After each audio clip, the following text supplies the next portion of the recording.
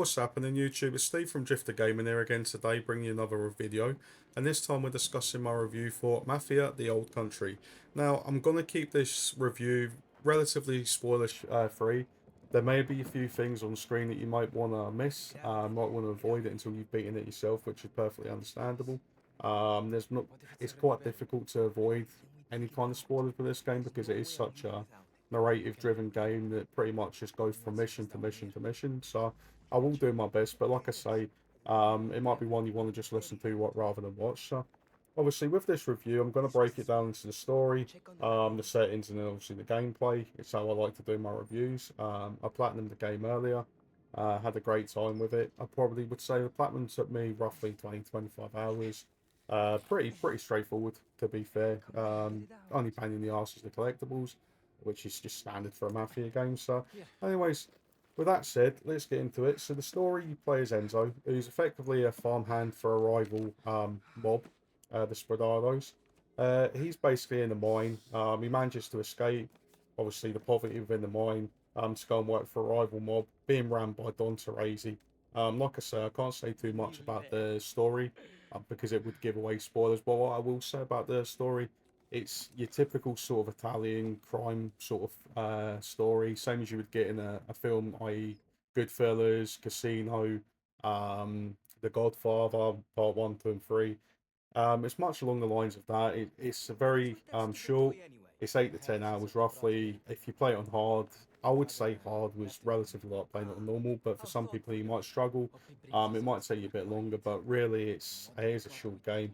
You can extend it a little bit if you do decide to go for the platinum or the 1000 Gs on the Xbox.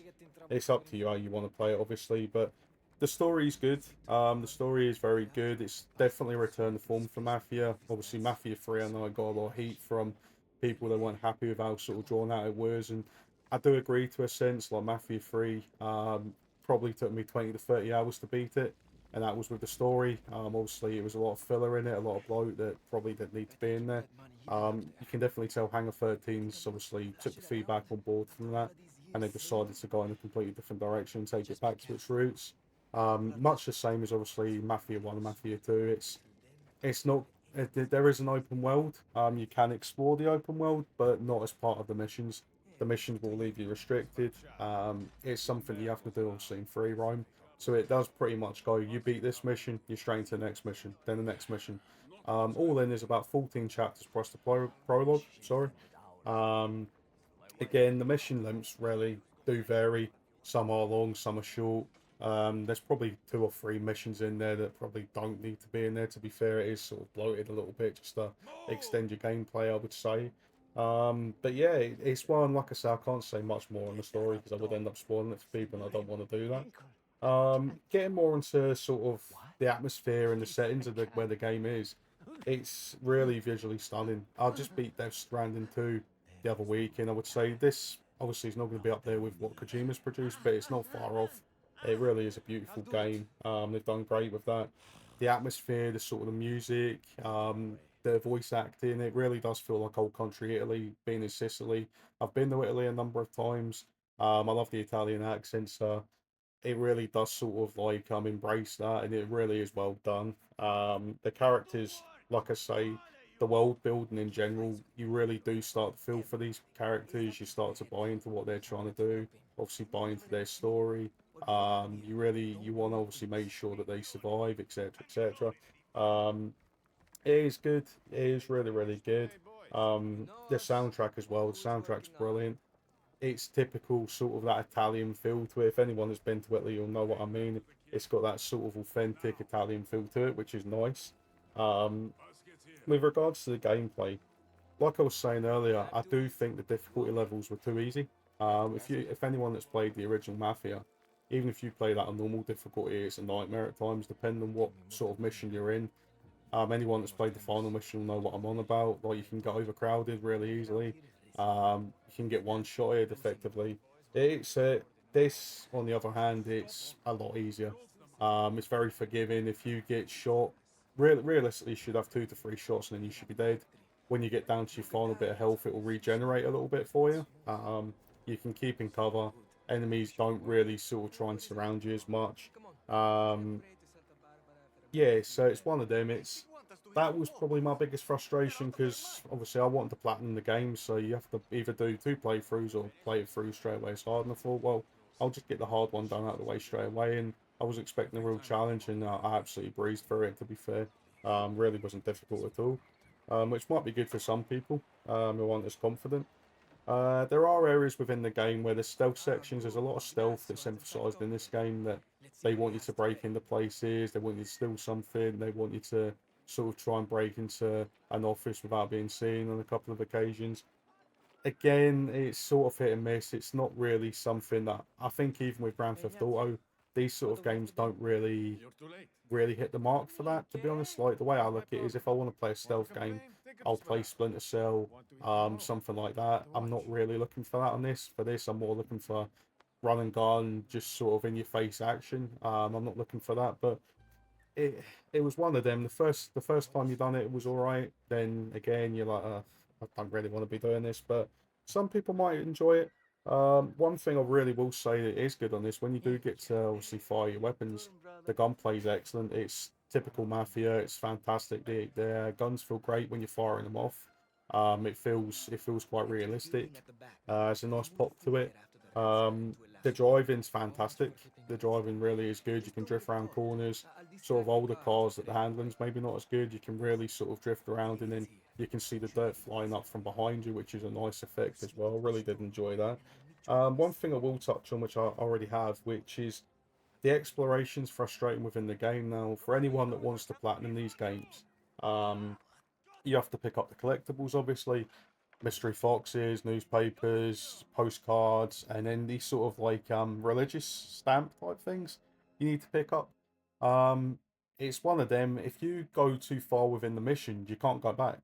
Or if you're in an area, you know there's like a newspaper because you can see the little icon that's marked on the map for you. You can't get to it because it will tell you that basically you're going to get kicked out of the game if you don't go back within 14 seconds. And that for me did break the immersion quite a bit because it's something I could be picking up there and then to get it done, and now I need to go back and replay through half of that chapter to get one collectible that I could have already had. That was a frustration for me, and it might be for other people as well. I know why they do it. They want to keep it linear. They want to keep it. Obviously, you're in one effectively like your tunnel vision. This is my objective. I must get it done. Forget everything else. For me personally, I don't work like that. I like to roam around and pick up things. That was frustrating. So yeah, for anyone that's obviously planning on picking this up and going trophy hunting or achievement hunting, I would advise obviously having a look at Power Picks. I think that's how you pronounce their YouTube page. Um, have a look through there to find out any missables because it does save you. I say missables. It's not the only thing that's missable within the game is a safe trophy, but all you need to do is just open a safe without checking the note effectively. So just keep that in mind. This you can pretty much get the code easily, or you can just YouTube it, Google it. It's not difficult.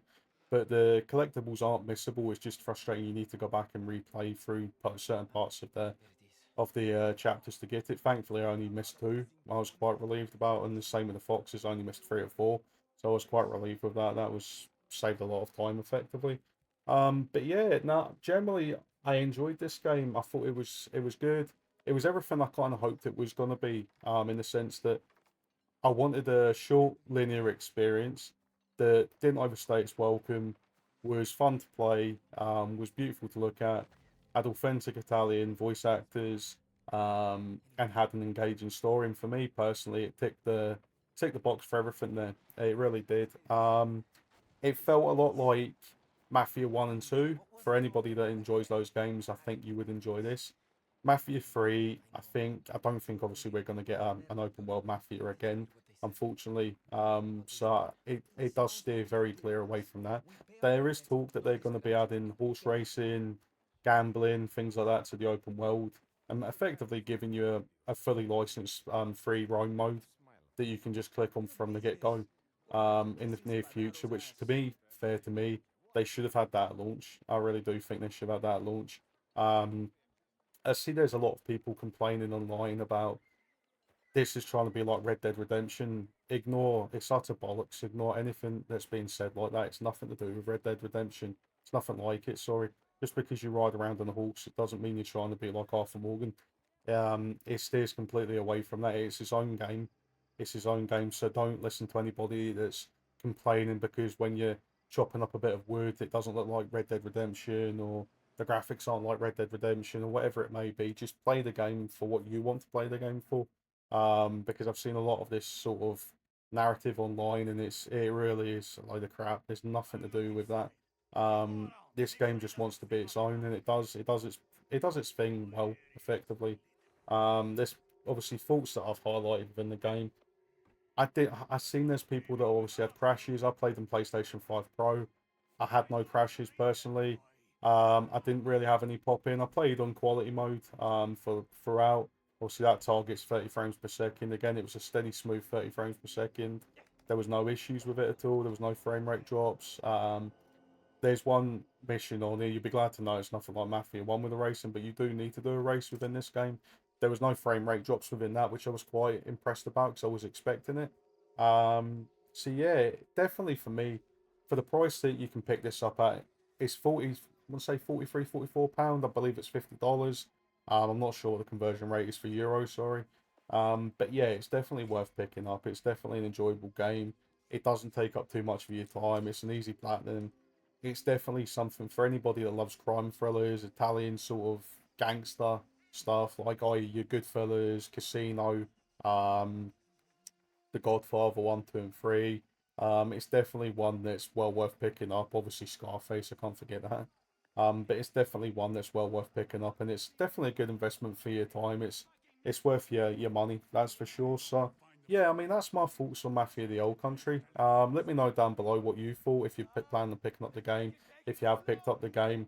Um, yeah, obviously give me a like, subscribe, that'd be great. Thanks. Until next time, anyway, guys. Thanks.